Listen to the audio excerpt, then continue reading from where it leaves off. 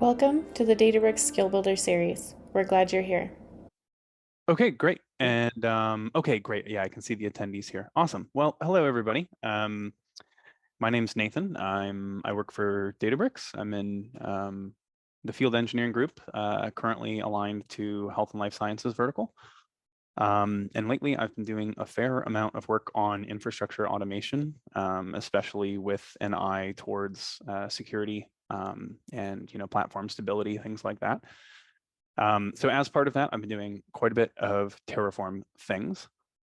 So I was asked to join you all today to give sort of a quick little Terraform 101 session. So I'm planning to start kind of with an overview of what is Terraform, and as time and questions and all that permit, move into a little bit more of an opinionated, how Databricks views things currently with Terraform, how you can use Terraform to help you with your Databricks deployments and managing infrastructure and all of that kind of thing. The other thing I'll say, and if you wouldn't mind helping me out, Pablo, with any questions, feel free to make this as interactive as you all would like. I don't mind being interrupted with questions, and I've sort of intentionally kept the content somewhat sparse so that we make sure we've got some time to not only get through all the content, but address any questions or specific scenarios you all might be facing in your day-to-day work.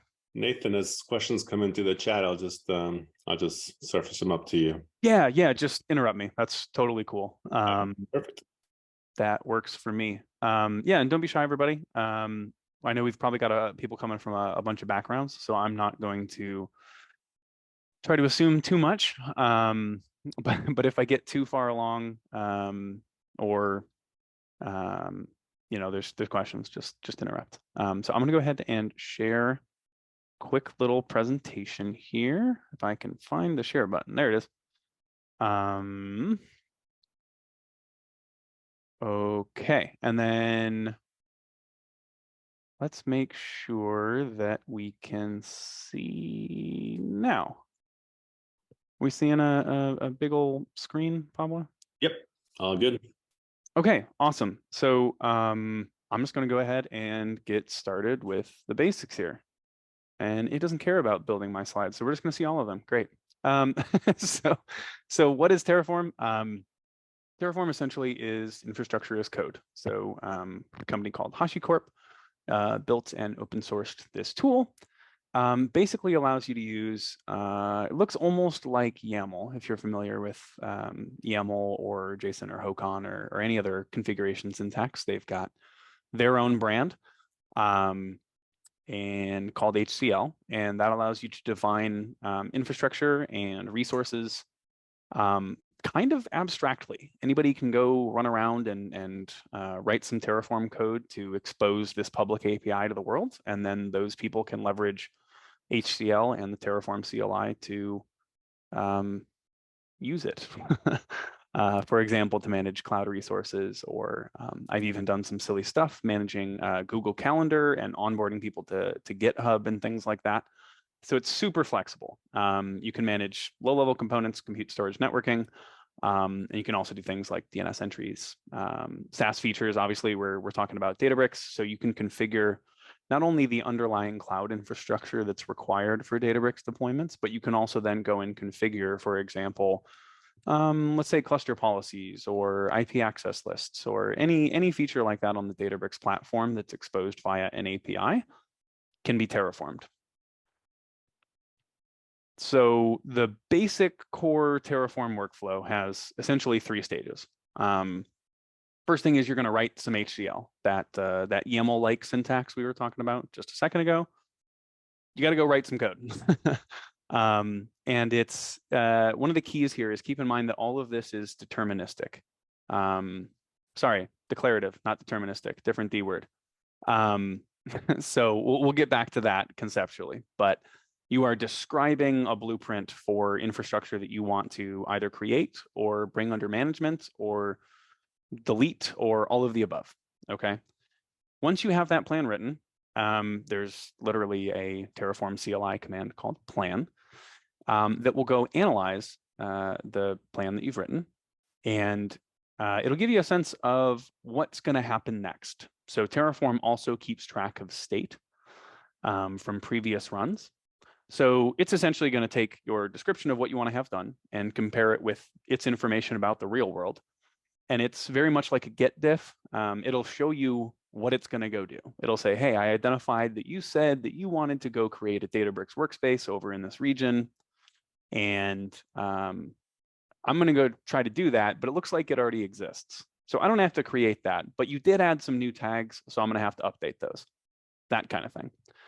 And CLI provides, interactive approval once it displays the changes that it wants to apply. It'll say, hey, you sure you want to do this?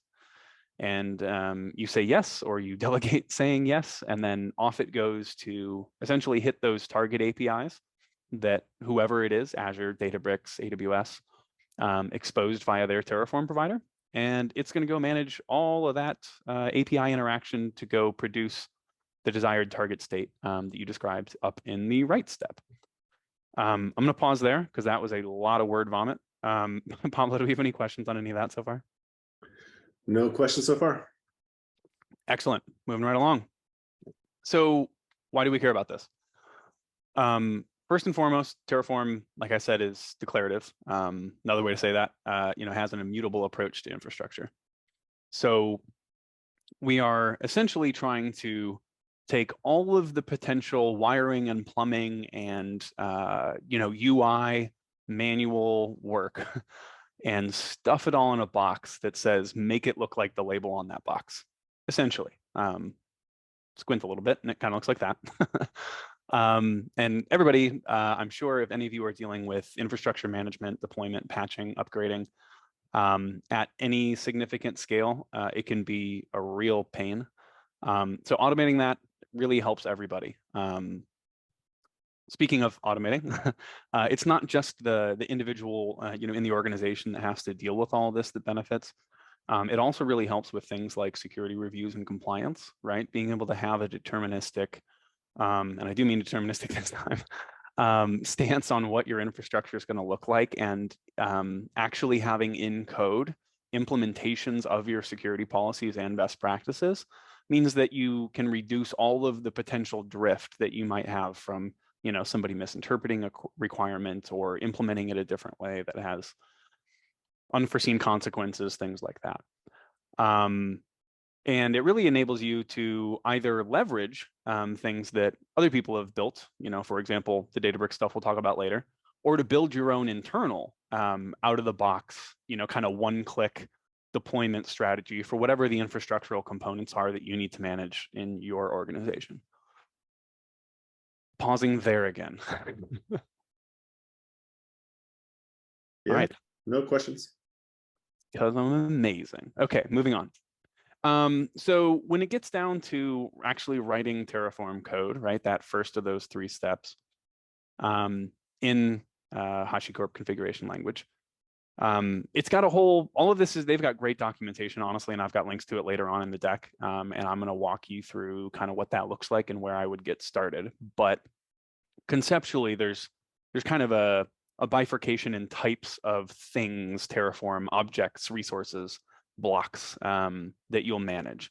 And that fundamental split is between a resource, which is confusing because it's also the super type, right? And a data source or a data resource. And the main difference is that think of data resources as read-only. It's information that it's going to go out and query via API, but it explicitly is not bringing that resource under management, right? So if for example, let's take the same thing we were talking about before, where I want to deploy a Databricks workspace. If I'm doing like a VNet injected workspace on Azure, and I want to deploy that Databricks workspace into my own VNet that I've configured, I need to have some information about that VNet to be able to do that, right? I need to know its GUID, its ID within the Azure ecosystem. I might need to know what region it's in. If it's got a resource group, allocated, or I want to change that, or I want to add tags, right? I might need to get some of that information as input. That's a data resource. If instead I wanted to say, hey, I've already got a VNet, not only do I want to use it, but I want to bring it under management with Terraform so that if later I say, okay, great, I'm done with this workspace, I want to remove it and its encompassing VNet, I can do that all in one go. So a resource block is going to bring the item it's describing under management, whether it exists or not. And a data block is like a read-only, just information about already existing things. Does that distinction make sense to everybody? Silence is good in this case. All right. That's the main contents of the actual presentation part, because I thought it might make more sense to see what some of this looks like.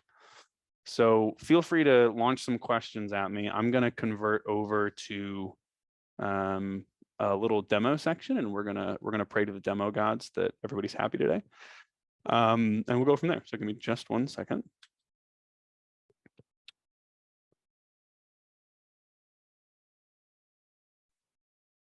And Pablo, did my screen stop sharing? I'm hoping it did, but Yes, it did. okay, great. Okay, let me then reshare this guy. There is a question that just came in. Sure, hit me. Is what are the number 1 and 2 competitors for Terraform in terms of alternatives to it? Ooh, good question. Terraform themselves list some competitors, so I want to defer to them. But I would say in general, the ones that I see anecdotally, at least from my experience, are the cloud native tools, things like CloudFormation or what do we call them on Azure? ARM templates, things like that, right? I tend to lean more towards Terraform for my usage, number one, because it's agnostic to cloud and it can manage cross-cloud things, right? I could have, and I do, Terraform configs to deploy essentially the same Databricks infrastructure on each of the 3 clouds. So if I wanted to do that via, for example, a cloud native tool, I would have to have actually 3 different syntaxes, 3 different versions, whatever. I realize I'm answering a question that was not asked, but that's why I tend to go with Terraform for these kinds of things. If that's not a great answer, just let me know. Yeah, great. I can Nathan. more. Okay, so, oh wow, lots of Zoom artifacts. Are you seeing just my browser, Pablo? Yeah, strings and templates. Excellent. Okay, so I want to show you a couple of things. First of all, the actual HashiCorp, Terraform website is awesome. They've got great quick starts here. So for those of you that aren't looking like for necessarily start right off with Databricks specific stuff and just want to check out Terraform if it's brand new, I would definitely recommend you go check out their training, their documentation, their tutorials. It's really good. They've also got Terraform Cloud, which I've used a little bit. Mostly I use their open source offerings, but definitely go check out their official stuff. It's some of the better docs I honestly have seen in the industry. So big thumbs up for that one. And in the docs, you've got all kinds of information, just like you would in any programming language docs, really, right? About, hey, we talked about resources. What are these things? What are resource blocks? What's the syntax? How do we manage state, right? All of this stuff's on here. So this is definitely a situation of don't skip the docs. Going one step further, we've got the Terraform registry. And this is where all of the contributors, open source people that are building Terraform providers host their documentation. So if you want to know how to write Terraform configs or know about the language, start with their docs. And then as soon as you run into an issue where you're like, hey, I would like to go do something on Azure specifically, or AWS or GCP, whatever, check out the official docs. Again, right on the Terraform registry, there's information on sucking it into your code. Right up top, they've got individual docs. You can search these things. If I wanted to make a resource group on Azure, you can come right in here and it'll give you example usage and arguments reference. And you'll notice this is under the resource heading. And right next to it, you've got the data source we talked about before, where it'll tell you, okay, how do I grab information about this? And what attributes does it expose to me once I've done so? So definitely leverage the Terraform registry, the existing docs. They're pretty great. And I would start there for sure. As far as like, how do I get my hands dirty? And like, pausing there for questions, but also switching over here. Why are we mad? Oh, great. Okay, we're having internal issues with some resourcing. So we've changed internally some of our permissions. So my demo doesn't want to deploy due to storage account limits, believe it or not. So I can't do that, but I can show you some Terraform code and you can hopefully believe that it works. Let me see what we got deployed here. Okay, excellent. We can do this. It won't function, but I can show you what happened. Okay, great. 5 demo gods don't like me today. So I'm going to pull these things up split screen. If anybody needs me to zoom or anything, you can't read, let me know. First thing I'm going to show you is on the right-hand side of your screen on the terminal, we've got an example Terraform project. And cool thing, and also sometimes a confusing thing about Terraform is it's often configuration driven and convention driven. In the sense that if you run Terraform init in a directory with TF suffixed files, it's going to glob all of those things together. And it doesn't care if it's one file or many files. And so this is where there's some opinion-based approaches, right? Some conventions. I like to separate out my Terraform files into separate names to help me navigate and keep track of these things and have a sense of where different functionality that's part of HCL lives, but it's definitely not required. If I just collapsed all of this minus my, README and my state file into like a file called, I don't know, garbage.tf, it would function exactly the same and there would be zero difference. So keep that in mind as well. Aside from declaring like some variables, for example, this is what some variables look like. You've got some doc strings you can include, which is helpful if you're doing things from the command line. For example, if I were to, let's see, I'm going to rename this to something else. And if I run a Terraform plan, like we talked about before, the first thing you're going to see is it's going to prompt me to enter values for a variable that I declared in that variable file. And you can do this CLI workflow. There's nothing wrong with it. I think it's pretty helpful for kind of like self-discovery if you're going to go use somebody else's Terraform code. That's why in this case, I have those doc strings in there. You see that where it says the parenthetical required location for resources. That's not in there by default. That's because I put it in a description. Otherwise, it would just say enter a value. And you can do all kinds of cool things. You can do validation on variables built in, all kinds of hardening like that. I didn't do that in this example, but you can see that if you don't do what it tells you to, it's going to yell at you. One of the things you can do to avoid that is you can use, you can use variable files to keep your variables populated, something like this.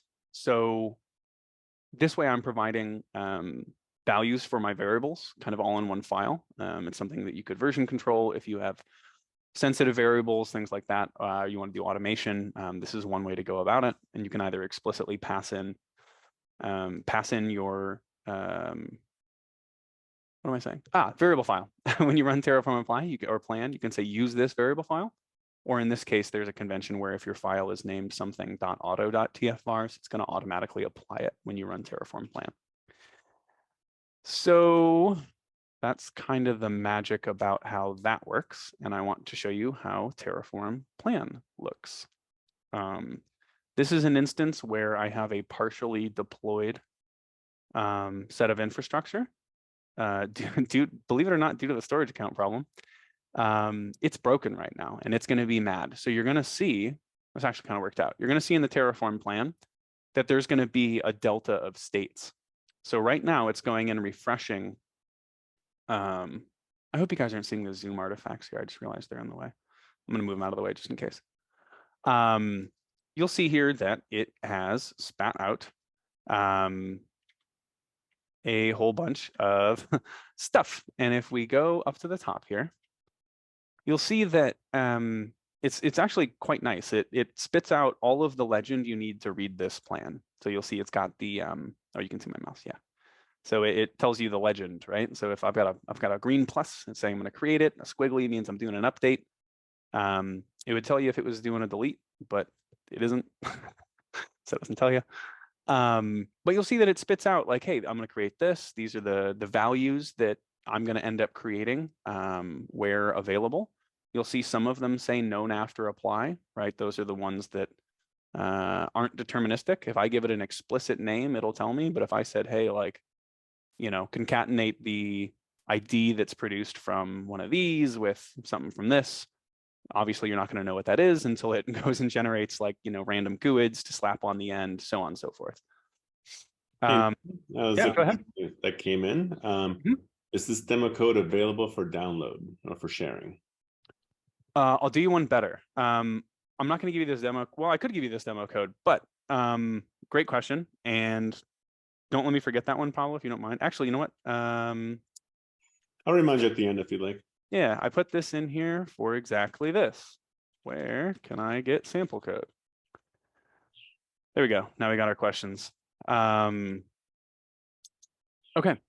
So long story short, down at the bottom, you see it spits out, you know, the final summary on the plan. 3 to add, 2 to change. Let's squint and pretend this happened because I actually just did this. After this, I ran Terraform apply, which means go do this plan. It's a plan and a do it. Actually go execute this blueprint. And the result of that is that on the left-hand side of the screen, you'll see I've got this. Actually, let me grab the. Let me show you where it spat that out.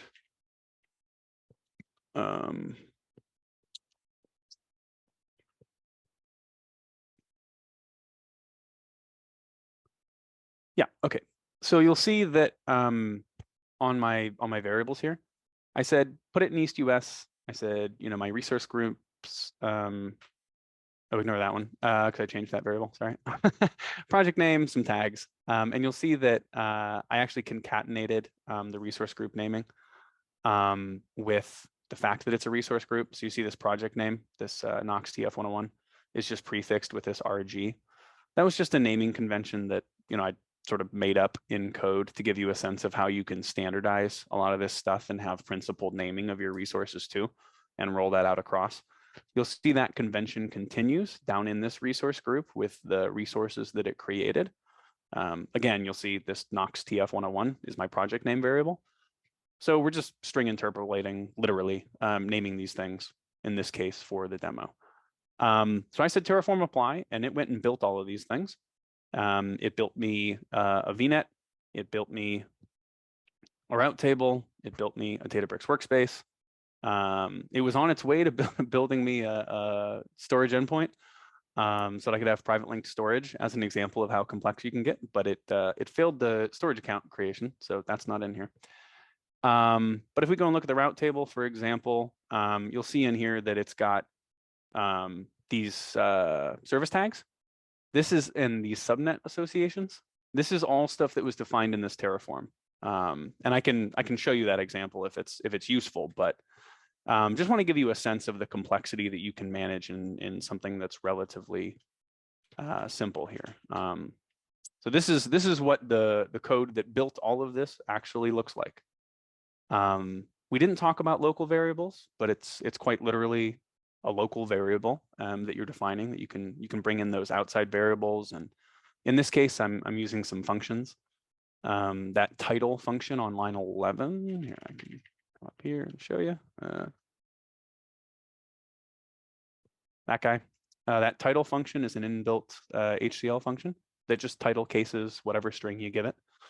So I use that for naming the service tags. We're building a resource group, a VNet, security groups, a route table, routes, And Terraform does allow for modules. So I've got a module, and that's one of the things I'm gonna link you to with regards to sample code and stuff. That allows you to modularize your Terraform configs a little bit. So in the event that we want to deploy a Databricks workspace, for example, in a particular way with some particular settings pre-applied, for example, you might choose to use a module in Terraform. Not required, but can be very useful for code reuse and things like that. So in the event that I want to get rid of all of this, I would run Terraform destroy.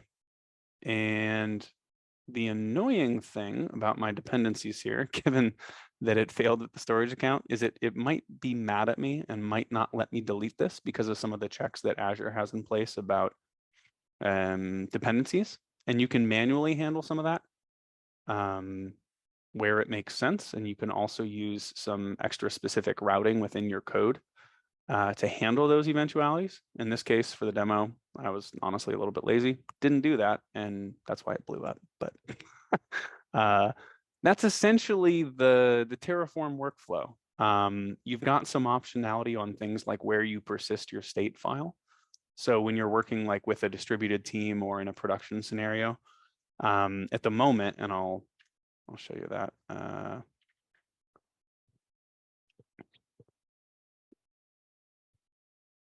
So you'll see this terraform.state file here, this tf state file.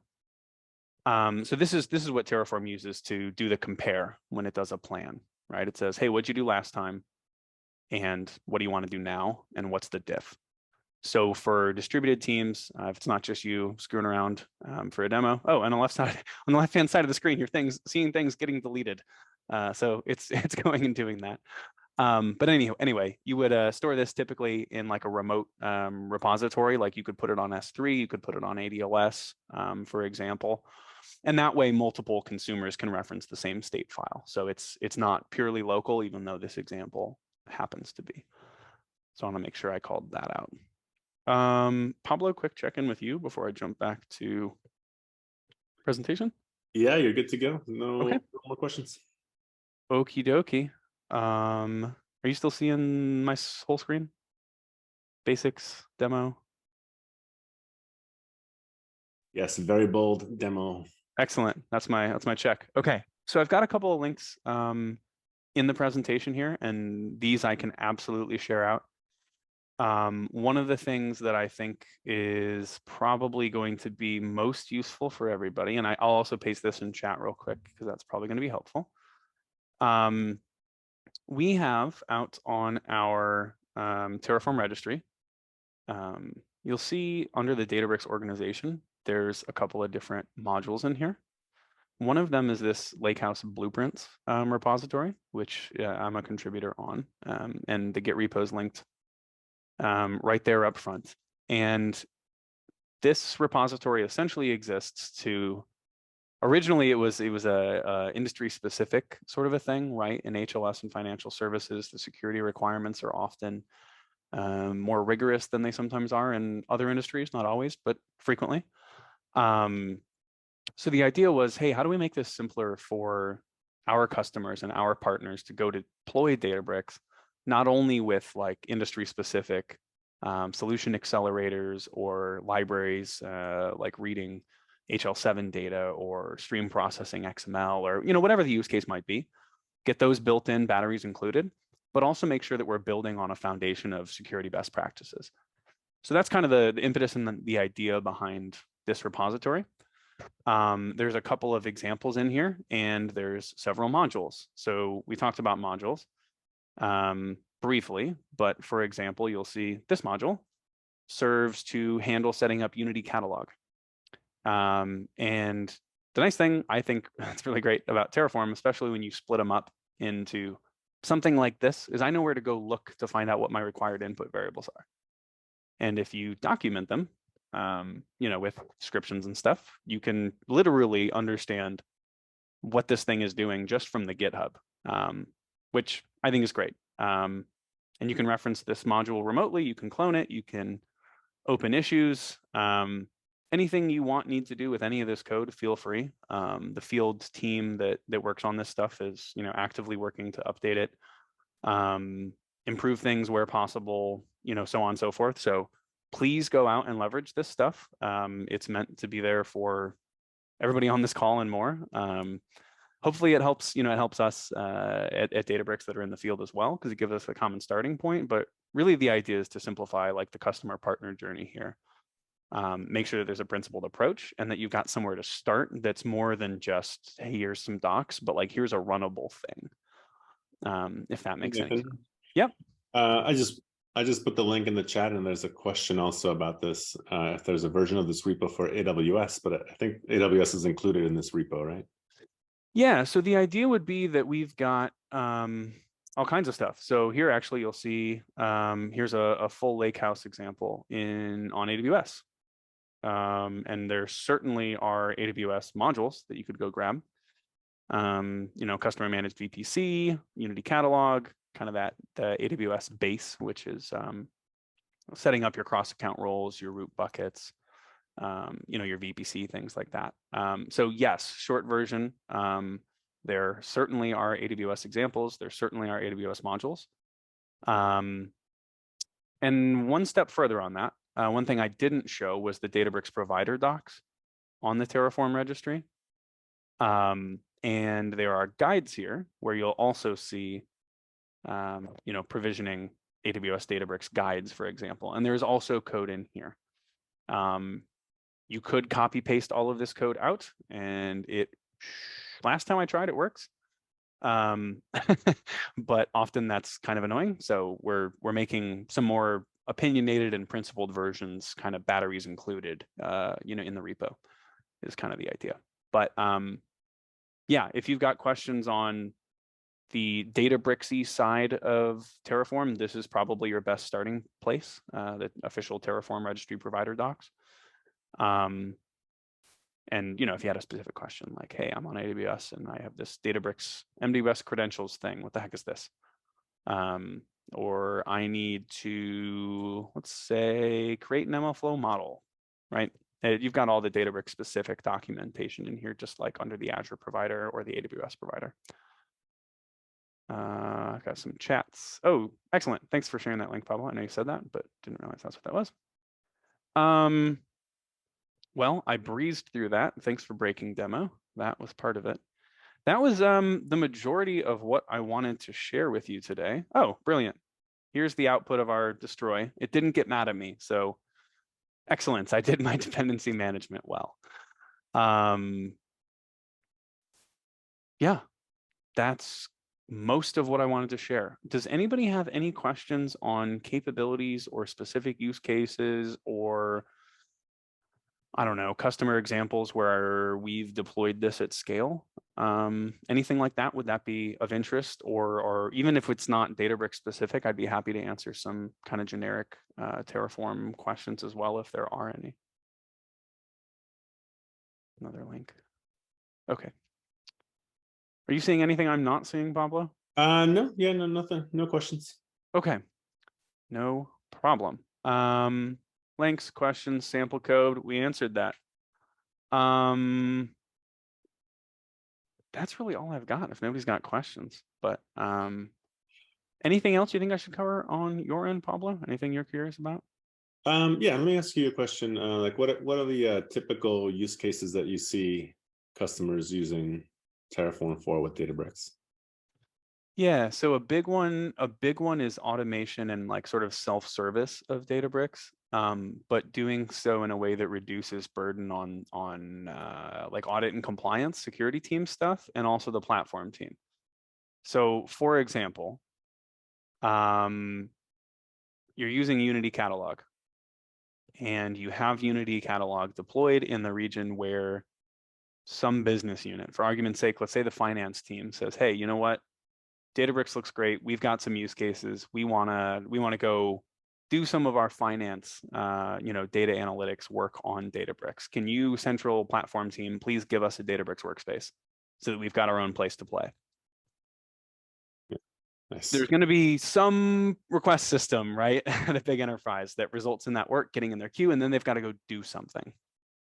if they can say, okay, great, you're on what team, what's your cost center, I'm going to give you cluster policies, I'm going to automatically tie your new workspace to Unity Catalog, I'm going to sync users over from the appropriate Active Directory group, I'm going to assign admins, I'm going to give you a starter SQL endpoint, so on and so forth. All of those kinds of admin tasks you can throw those away from your brain RAM. You don't need to think about it anymore. Represent it in Terraform. And the neat thing is that you can even for each loop over Terraform resources. So in the event that, for example, the same admin team is managing, n workspaces for internal teams, and they get, n+1, all they have to do is add an element to the list that they're passing into their variables, whatever the identifier is, right? So in this case, it might be like an object with the team's name, cost center, and maybe region that they want to deploy in or something like that, right? And then everything else, it'll just say, oh, great, there's another element in my iterator. Great, stamp out another, whatever it is, workspace and VNet, workspace and VNet, and firewall peering, right? The whole kit and caboodle can be bundled and managed as one unit.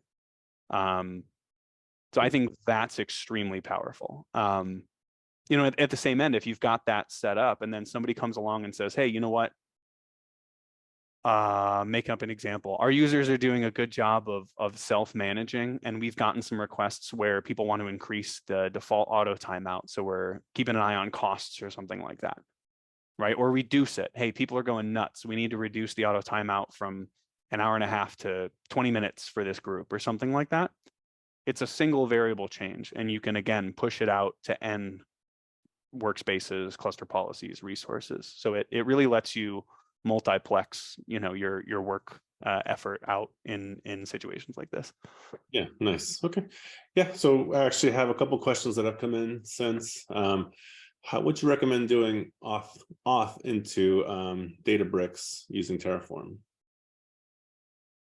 Excellent question. So it depends. First thing I would send you to is the official docs, and I've forgotten where we have the auth section. There it is. So there's a number of ways to do authentication. Was the question AWS specific? Yes, in AWS using Terraform. Yeah. Yeah. So in a production scenario, I would, actually, exactly what we're throwing up here. In general, I would recommend some sort of secrets manager for the important stuff. For example, if you're authenticating with a service principal or something like that, right? You would want to secure those credentials. The super short version is take a look at your auth options. If it's an individual and you're already doing something like leveraging the Databricks CLI, that's an option, and you can do that with AWS shared cred files. You can also do hostname and tokens. Generally, that's okay. You can use environment variables too. For production level stuff, it tends to be better to leverage service principals and secure keys and stuff like that remotely for your auth, like in that service principal sort of flow. But for individual testing and stuff, like I tend to use, I don't usually use environment variables, but I usually plain text it like this in my local testing file, and I just make sure that I have my git ignore so that none of that stuff ever gets pushed. Is what I usually do. But again, that's only for local stuff. In a production scenario, you want to automate all of that with whatever your secret store solution is, things like that. Does that make sense? Yeah, and there's actually a follow-up Okay. on that. Can I create a service principal in Databricks and put the ID and secret in a key vault from Terraform or a secrets manager? Yep, absolutely. Do that on Azure all the time. One of the security best practices on Azure, for example, is to leverage. If you're asking that question, I'm guessing I can answer it at this level. So if this is confusing, feel free to ask more. But on Azure, if you're using Databricks secrets, the best practice is to store those secrets in an Azure Key Vault. So one of the things that we do on Azure for a lot of our customers in the Terraform is that not only are we creating the Azure Key Vault and linking it to a Databricks workspace to manage those secrets, but in many, many customer situations, they've already got a service principal, like, ID or token or whatever in a Key Vault. And then the idea, like we talked about with data blocks, would be to reference that secret. And then, yes, not only create it potentially with Terraform, if it was not some other team that created it, but also to leverage it from within Terraform to authenticate. So one of the very common examples is you might at the account level create a Databricks account, and you might create with like as a user with an admin role, you might create a service principal there. And then when you then go one step further to go configure a Databricks workspace and add cluster policies or users or set up skim sync or whatever that admin workspace specific thing is, you actually authenticate to that workspace with the service principal you just created. So you can grab that token back out after Terraform creates it and then go leverage it, further on in the same workflow. Oh, thanks. And there's another separate question. If you have a separate Terraform configs for deploying Unity catalog and managing workspaces, i.e. dev, QA, prod, what is the order of initial deployment given that they follow different life cycles? And this is for Azure, if that makes a difference. Yeah, it doesn't make too much of a difference. There's two ways that I would think about that. If, for example, and let's just do this live. We'll do like multi-environment or something like that, right? So you've got nothing in here, and if we do like, dev, I'm making this up, but if you've got something like this, each of these directories could, for example, have almost the exact same Terraform, right? But like maybe you've got some substantial differences between them and you want to manage them separately, like by environment. You can absolutely do this, no problem. It's just going to require multiple invocations of Terraform apply, right? Because you'll actually have, multiple different configs. So those would be managed separately in the instance that they live, in separate directories that way, and they would have separate state files. And, you might chain those together with, some sort of automation tool. There's also, the name of it's escaping me right now. But there are also other tools out there for managing multi-environment Terraforms. There's like a whole ecosystem around different ways that you can get fancy with that stuff. So there's plenty of other ways to do that. But if I got the essence of the question right, if you want to bifurcate by environment or other organizational hierarchy, you absolutely can do that. It really just becomes the same sort of refactoring that you'd be used to with your code. Like, hey, we're going to inline this, or we're going to express this as a variable and stick it over there. And modularize it that way. Did I get that one? I don't know. We'll see if follow up. Yeah, you got a thumbs up. Okay. I got it. Thank you, anonymous attendee. All right, that's it for questions so far. Okay, awesome. Well, we're doing a little better here on time. I think it's a little more respectable to end 12 minutes early than 20 or whatever that was. Oh, we get another one. Okay. Oh, smiley face. Good question. So smiley face, yeah. Yeah, wait, hang on. Let me answer this one too. Bam. Okay. Yeah, that's pretty much all I've got. I guess the call to action from my perspective would be if you or anybody at your organization that you can either make friends with or influence them, yeah, throw Terraform at them. I think it's really great for this kind of thing. Practically speaking, even for simple stuff like the route table example this stuff that I had built. I literally can't click through the UI as fast as Terraform will go do it for me. So even little stuff, my overall recommendation is start from Terraform first. because you're not really ever going to regret it, even if it's small, because you can just blow it up and recreate it at will very quickly, command line. You don't have to go click through all this stuff. You don't have to worry about the dependency chain. Like, oh, you tried to delete a resource group before you deleted the contents of the resource group. It's going to yell at you. Like, you don't have to worry about that. If you write your Terraform correctly, it'll do that for you and it'll infer it. So big thumbs up to Terraform. Thanks to everybody at HashiCorp. It's pretty awesome.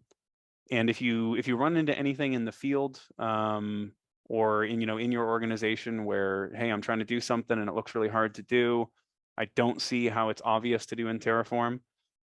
Feel free to reach out if you've got a Databricks rep or anybody from Databricks you talk to. Get to me or somebody like me. We're happy to help out. Feel free to open an issue on that GitHub. We would love to see community involvement, engagement there. We're really trying to do this for everybody else. It's good for us, but like, quite frankly, like a lot of us know how to do this stuff already. So it's not quite as useful as it is enabling everybody else to make their lives easier. So that's really the goal. Don't hesitate to bug us. If you need me in particular, might be a bad idea. There's only 20 of you. Just Nathan@databricks.com will get me. So if you've got a specific question that you want to keep private or whatever, let me know. Happy to answer it. There is a question that just came in, actually. Sure, we got time. Hit me. Yeah, do I have to create a specific customer managed VPC as part of my Terraform for deployment into AWS, or can I use existing or created ones? Do I have to create? Oh, you can absolutely use. If I understand the question correct, if I'm saying this wrong, please correct me. But if I understand the question correctly, essentially you're asking, hey, I don't want to create my own VPC because somebody on some other team already made one and gave it to me. Can I use that? Short version, absolutely yes. In your Terraform code will look exactly the same for this scenario because, well, it depends whether or not you want to manage that VPC. So it's slightly different if you just want to reference it, but if you want to be able to edit it or change it or delete it or anything like that, that's where that split between a resource block and a data block comes in, right? Yeah, okay. So if you don't want to manage that, but you want to deploy into it, you just use a data block. Give me the VPC ID for the one they gave us and deploy my Databricks workspace into that VPC. So that would be a scenario where if you don't want to bring it under management, you just refer to it. It's an input variable essentially, and that's expressed via a data block. So you would, actually, I'll just show you. We've got time. Here's what we're gonna do. So we're on here. I go AWS, and I say, give me this, and I say, give me the docs, and I say VPC, and probably a better way to look for that. There we go. VPC, bam.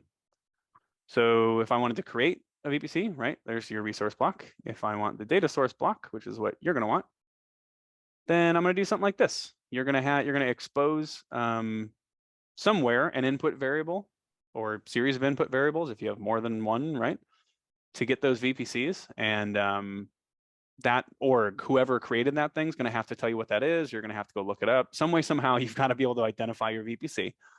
But so long as you can do that, then you just grab your VPC. In this case, this syntax, if you're not familiar, is just like a local variable for this particular instance of a VPC.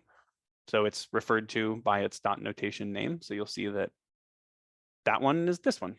So just like that, you can reference that VPC and then go do stuff with it. In this case, we're creating and managing a subnet within that VPC. So yep, absolutely can do that. It's a fairly common scenario, actually.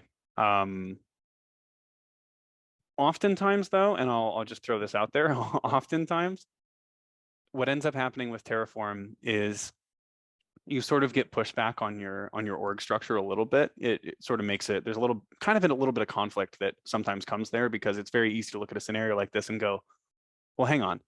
If you're creating my VPC and the VPC is for Databricks, when you create that VPC with Terraform, can we just deploy the Databricks thing into it and then just give it to me? So oftentimes there's conversations about how can we get some more like organizational efficiency out of leveraging a tool like Terraform. Conway's law still applies, obviously, right? You know, your tech is going to follow your org's communication structure, and it's really hard to get away from that. But Terraform is one of those kind of cool blending scenarios where it sort of can make you question, like, hey, wait a minute, who actually needs to be the, you know, in the RACI chart, right? Who's actually responsible for this? Do I just need to tell them that I need a Databricks workspace, or do they want me to build it, but they keep the VPC? I've seen every shade of that org situation. The nice thing is that Terraform, because it's so flexible, will kind of allow you to do any of those. But it's definitely a valid conversation to have internally and kind of go like, hey, we can one shot all of our infrastructure. Do you really want me, for example, local Databricks admin, to be responsible for building the workspace? Or do you just want me to deal with what happens when somebody on my team wants access to it or something like that? Or, you know, auditing their compute costs or something, you know? It's definitely a Conway's Law problem, but I hope that makes sense. I think it does. Yeah, seems like it. It's good. Okay. Sweet. Yeah. Go forth, conquer, terraform all the things.